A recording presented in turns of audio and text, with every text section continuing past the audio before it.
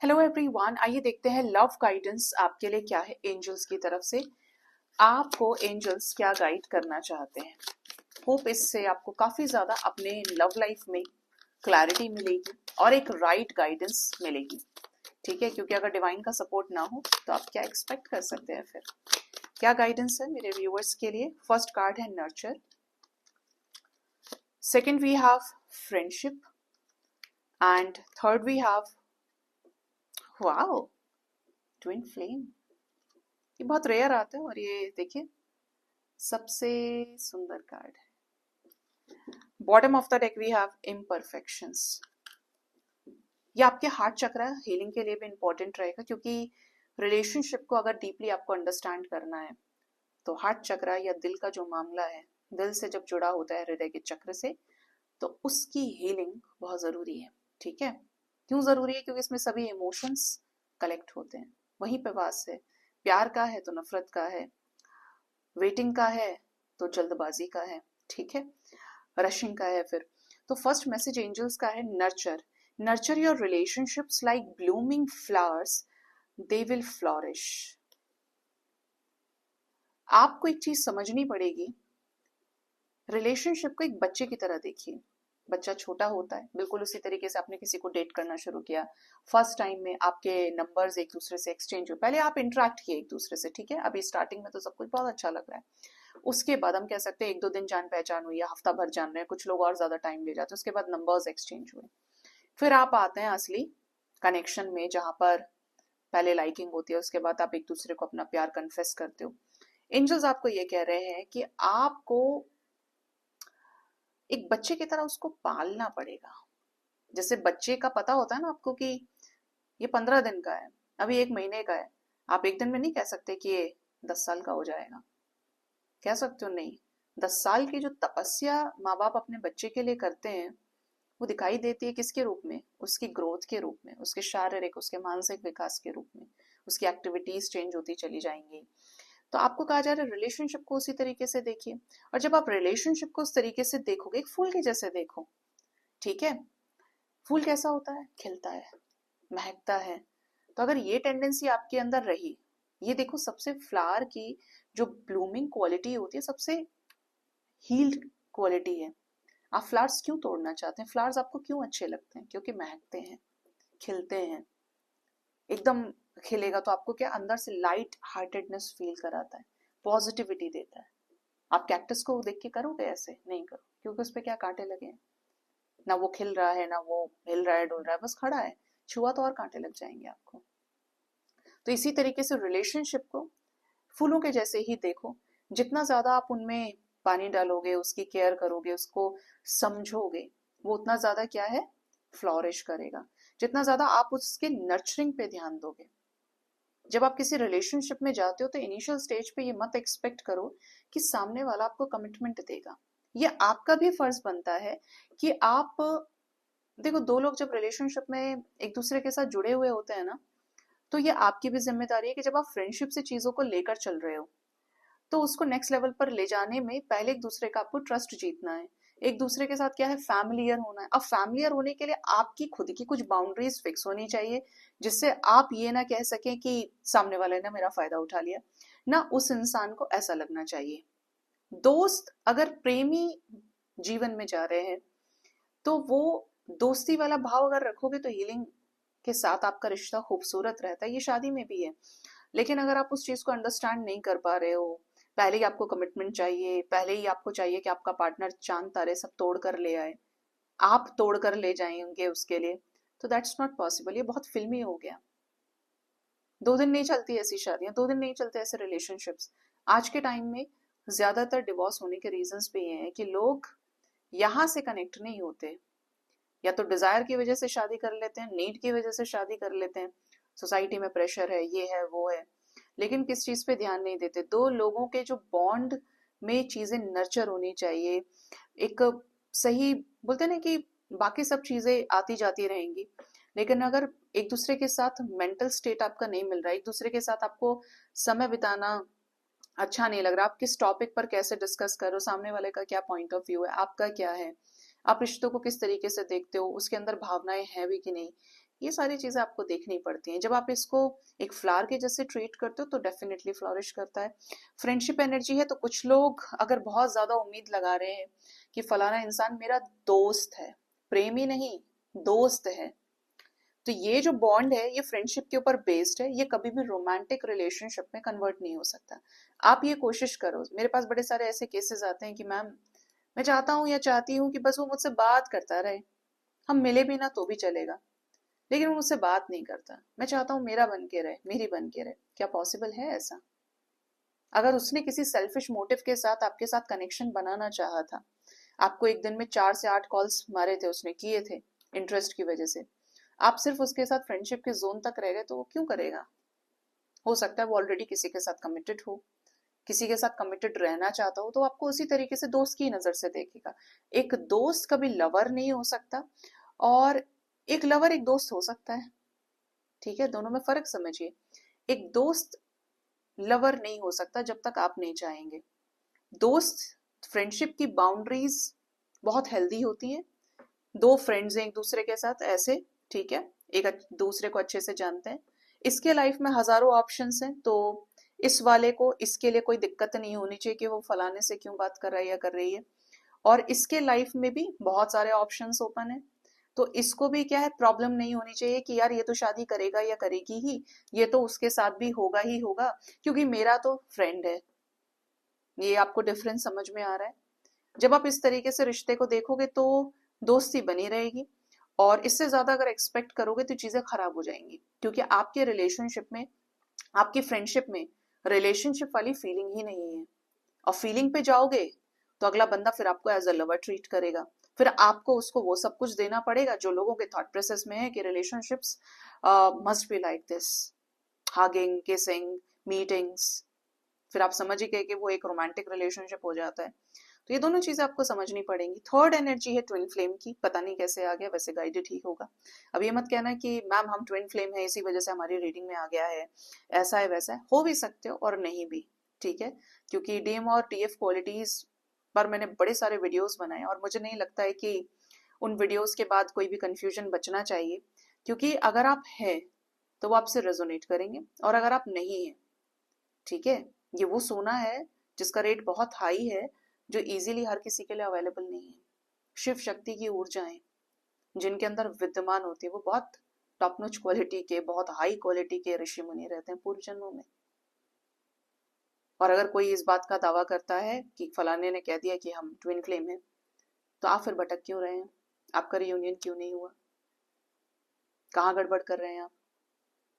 ऐसा हो ही नहीं सकता कि ट्विन फ्लेम किसी और से शादी कर ले जाके। आपका ट्विन फ्लेम किसी और के साथ गुलछर्रे उड़ा रहा है। डिस्टॉर्टेड एनर्जी में कर सकता है, बट वो बहुत पावरफुल शख्सियत है, और डीएफ को भी यूनिवर्स ऊपर उसी लेवल पर पहुंचा देती है। दोनों फ्लेम्स है ना, तो बंद कमरे में नहीं रहते हैं, पूरे ब्रह्मांड में, पूरे संसार में रोशनी करने आते हैं, बहुत फेमस होते हैं, ठीक है? उनके बर्थ चार्ट उस तरीके के होते हैं। खैर, इधर मैसेज आया है, trust the magnetic pull of your twin flame, it will guide you towards them. जो लोग ट्विन फ्लेम कनेक्शन में होते हैं, इससे मैं आपको एक चीज और समझाऊंगी और ये इसी वीडियो में बताऊंगी, जिससे आपको बहुत हेल्प मिलेगी कि अगर आप वास्तव में ट्विन फ्लेम है, ट्विन फ्लेम की एनर्जी क्या होती है, आपके मैस्कुलिन की एनर्जी, तो अगर आपको कुछ समझ में नहीं आ रहा है मुझे आगे क्या करना चाहिए, कैसे करना चाहिए, तो आप जो मैग्नेटिक पुल फील कर रहे हो अपने ट्विन की तरफ, वही एनर्जी आपको क्या है, इटसेल्फ गाइड करेगी उन तक पहुंचने के लिए। किसके जरिए, किसके ड्यूरिंग, किस टाइम में? असेंशन के टाइम में, इनर वर्क टाइम में, क्योंकि ये क्या है, एक निश्चित समय में आपके द्वारा की गई तपस्या होती है या फेमिनिन को अवेकनिंग प्रोसेस से गुजारा जाता है। और मंजिल क्या है? Twin flame. मंजिल क्या है? 3D reunion. किसके साथ? अपने काउंटर पार्ट के साथ में, अपने अंश के साथ में, अपने अर्धांग के साथ में। तो ये एंजल्स आपको गाइड कर रहे हैं, ठीक है? अब इससे अलग हट जाओ, बात करते हैं बहुत ही इंपॉर्टेंट टॉपिक की, इसी से जो आया है। ये बीमारी तो है कि 10 में से कोई एक ही सोचता है कि मैं ट्विन फ्लेम नहीं, बाकी 9 के दिमाग में यहाँ बैठा हुआ है। देखिए होता क्या है कि पास्ट में ऐसा तो नहीं है कि इसी जन्म में, इसी बर्थ में आपको अपने पार्टनर के अलावा किसी से प्यार हुआ हो। आज आप जिसके भी साथ हैं, try to understand it. As a reader मैं आपको इसमें हेल्प कर सकती हूँ। इस जन्म में आपको हो सकता है शादी के बाद किसी और से प्यार हो गया हो, या शादी से पहले किसी और से प्यार था, आप बहुत सीरियस थे, या आपकी दूसरी शादी हुई है, या आपकी 2-3 शादी और हो चुकी हैं, या और रिलेशनशिप्स रहे हैं। किसी एक पर्टिकुलर पर्सन के साथ आपको सबसे ज्यादा मैग्नेटिक पुल फील होता है, ठीक है। दैट डजंट मीन कि वो पर्सन आपका ट्विन फ्लेम है। पास्ट में आप उस पर्सन के साथ ज्यादा रहकर आए हो, या ज्यादा टाइम आपने उस पर्सन के साथ स्पेंड किया है, और आपकी कुछ डिजायर थी और उसकी भी कुछ डिजायर थी। जैसे बोलते हैं ना, हमारा प्यार अधूरा रह गया। समझो बात को, इसका बहुत अच्छा एग्जाम्पल दूंगी आपको। सिडनाज, आपने देखा था कि बिग बॉस में शहनाज बहुत प्यार करती थी, पागल थी बिल्कुल सिद्धार्थ के पीछे, सिद्धार्थ शुक्ला के पीछे। लेकिन सिद्धार्थ बीच में ही चला गया। उस वक्त जो उसकी हालत थी, अगर अभी भी, क्योंकि बाद में वो बीकेस में चले गई, उसके बाद अगर वो अपने आप को बैलेंस नहीं कर पाई होंगी ना, तो नेक्स्ट बर्थ में फिर ये सिलसिला शुरू हो जाएगा। ऐसा हर सोल के साथ होता है, क्योंकि डिजायर खत्म हुई तो भगवान से आपकी आत्मा मिल गई जाके, और डिजायर रह गई, मेरी अंतिम इच्छा थी ये हो जाता, अगले जन्म में हो, 7 जन्म में हो, तो आप आओगे, आप दौड़ोगे, एक दूसरे के पीछे भागोगे, लेकिन मिलेगा उतना ही जितना आपके कर्म का है, ठीक है। तो ये जो क्रेविंग है आपकी, ये जो भूख है ना पूर्व जन्मों की, वही डिजायर बन के इस जन्म में आपका कर्म बन के, प्रारब्ध बन के पीछे भागती है और आपको परेशान करती है। इसी वजह से आप अगर किसी रिलेशनशिप में प्रेजेंट में हो, उस पर्सन से आपको लगाव नहीं है लेकिन दूसरे से है, तो वो क्या है, एक तरह से आपको पीछे घसीटने की एनर्जी है, वो आपका बैगेज है, तो उसको क्लियर करिए। दूसरा ये याद रखिए, किसी के साथ आपकी शादी हो रही है, आपके पार्टनर की किसी से शादी हो गई है, या आप किसी के साथ मैरिड हो, लेकिन आपको नहीं समझ में आ रहा है कि ये इंसान, यार वो तो उससे प्यार ही नहीं करता, वो उससे प्यार ही नहीं करता। एक बात ध्यान रखिए, आप जानते हैं शादी बहुत पवित्र बंधन है, और उन दो लोगों की शादी होती है जिनके पूर्व जन्मों में एक दूसरे के साथ कर्म जुड़े हुए होते हैं, जो एक दूसरे के साथ अपने कर्मास को शेयर करते हैं, उनका हिस्सा होता है। इससे ज्यादा क्लोज बॉन्ड नहीं मिलेगा आपके, ये आपको गृहस्थ जीवन का फर्स्ट स्टेप होता है, ठीक है। ऐसे ही आप शिव को शक्ति के साथ नहीं देख सकते, शक्ति को शिव के साथ नहीं देख सकते। भाई प्रकृति संसार बनाने में सहायक है, हर तरीके से ग्रह लक्ष्मी के रूप में, हर तरीके से उसका अर्धांग बन के खड़ी है। अगर आपकी बॉडी में से आधा हिस्सा बिल्कुल लेफ्ट साइड का गायब कर दिया जाए तो आप सरवाइव नहीं कर पाओगे, ठीक है। तो जिसके साथ शादी हुई है, बिलीव करिए कि वो पर्सन भगवान ने बहुत सोच समझ के आपकी लाइफ में दिया है, डेस्टिनी है। कहीं डिवोर्स आपका अप्लाइड है, हो नहीं पा रहा, समझ जाओ उसी इंसान के साथ आपका लिखा है। और अगर अलग हो गए हो तो ये समझ जाओ कि कुछ टाइम का साथ था, लेकिन ये जो बीच का सिचुएशन होता है काफी ज्यादा जगलिंग वाला होता है, दैट इज नॉट करेक्ट। इससे आपको तकलीफ होगी सबसे ज्यादा। पास्ट जो हो गया सो हो गया, लेट्स एक्सेप्ट इट। क्योंकि अगर आपको फिर आगे जाकर ये बात समझ में आ रही है तो आपको इस बात का रिग्रेट होगा कि यार इतना समय दे दिया, ठीक है। तीसरा, जब आप किसी के साथ बिछड़ते हैं, ब्रेकअप हो गया, सेपरेशन हो गया, ये तो बहुत अच्छा लगता है टारो की रील्स जब आती हैं कि आपका पार्टनर आ रहा है ऐसे कर करके, यस, हाँ जी आ रहे हैं आपके पार्टनर, आ रहे हैं। देखा है ना, मेरे वीडियोस में नहीं देखा होगा आपने। तो ये जो चीज है ना, गए हुए बहुत टाइम हो गया। मानती हूँ कि खोपड़ी में चोट लगती है तो दिल जिसका दुखता है, जिसने दिल से प्यार किया होता है, तो बहुत समय तक उस नशे से बाहर निकलने में समय लगता है, लेकिन वो वक्त अपने आप को जानने का होता है और एक्सेप्ट करने का होता है कि इसकी कुछ लेसन था इसमें, इससे आगे बढ़ना है। क्योंकि अगर आपने नहीं समझा, आपने उसको मैनिफेस्ट कर लिया, रूह में उतार लिया, आप बोलते हैं ना मुझे अंदर से कनेक्शन फील होता है, वो आपका कर्मा है। अगला बंदा दूसरे से शादी कर लिया, खुश है, आप अभी भी स्टक हो, आप एक्सेप्ट नहीं कर पा रहे एक नए पर्सन को अपने लाइफ में। वो इंसान आप में जरा से अभी इंटरेस्टेड नहीं है, या आपको ऐसे एक टॉफी ले चल और दूसरे के साथ है, तो ये क्या कर रहे हैं आप अपने साथ में। आपने इतना मैनिफेस्ट कर लिया है कि आप उसी कार्मिक लूप में घूमते जा रहे हो, घूमते जा रहे हो, घूमते जा रहे हो। और इससे बाहर निकलना आपको बहुत मुश्किल हो जाएगा, क्योंकि आप जिस चीज में पढ़ रहे हो ना, वो चीज आपको 3 तरीके से खींचती है। एक तो सबकॉन्शियस माइंड में वो इंसान चिपक गया आपके फेविक्विक के जैसे, याद आ रही है, ऐसा हो रहा है वैसा हो रहा है, फिर आपको मिले साइंस, आपने जोड़ दिया उसके साथ। मेरे साइंस भी जब मिलते हैं तो उनसे क्लैरिटी आती है, आप कंफ्यूजन्स में नहीं उलझते हैं। सेकंड, आप प्रैक्टिकल वर्ल्ड को नहीं देख पाते, तो आपको स्पिरिचुअलिटी में जाने की जरूरत है, जिससे आप अपने मैस्कुलिन और फेमिनिन को बैलेंस कर पाए। ठीक है। और तीसरा, जो चीज एंड हो चुकी है आपको उसे एक्सेप्ट करना है। किसी भी तरीके से मत कोशिश करो कि अब मुझे इसके साथ ही वापस जाना है, कैसे ही हो जाए बस। अगर आप इतने मजबूर नहीं है कि वो उनसे आपकी शादी नहीं हुई है, आप बचे हुए हैं, तो बिल्कुल go for the new one. ठीक है। अगर किसी की मजबूरी है, किसी के बच्चे हैं, तो मैं समझती हूँ कि उसकी सिचुएशन बहुत क्रिटिकल है। एडजस्ट कर सकते हो, कोई प्रॉब्लम नहीं है, कोशिश कर सकते हो अपने लेवल पे, बट अच्छे खासे हो, फ्रेश हो, तो लाइफ में मैस मत क्रिएट करो। ये एनर्जी है, जिस तरफ लग गई, जिस तरफ आपकी संकल्प शक्ति सिद्ध हो गई, पीछा नहीं छोड़ेगी आपका, साइकिल्स में उलझा के रखेगी आपको। पढ़ते हो ना इसमें टैरो में, 10 ऑफ वॉन्ड्स, 10 ऑफ स्वॉर्ड्स, सुना होगा आपने, 10 ऑफ पेंटिकल्स, 10 ऑफ कप्स। ये सिर्फ वहां तक सीमित नहीं है, ये आपके लाइफ में है। मेंटली स्ट्रेस्ड आउट रहोगे, कुछ अच्छा नहीं लगेगा।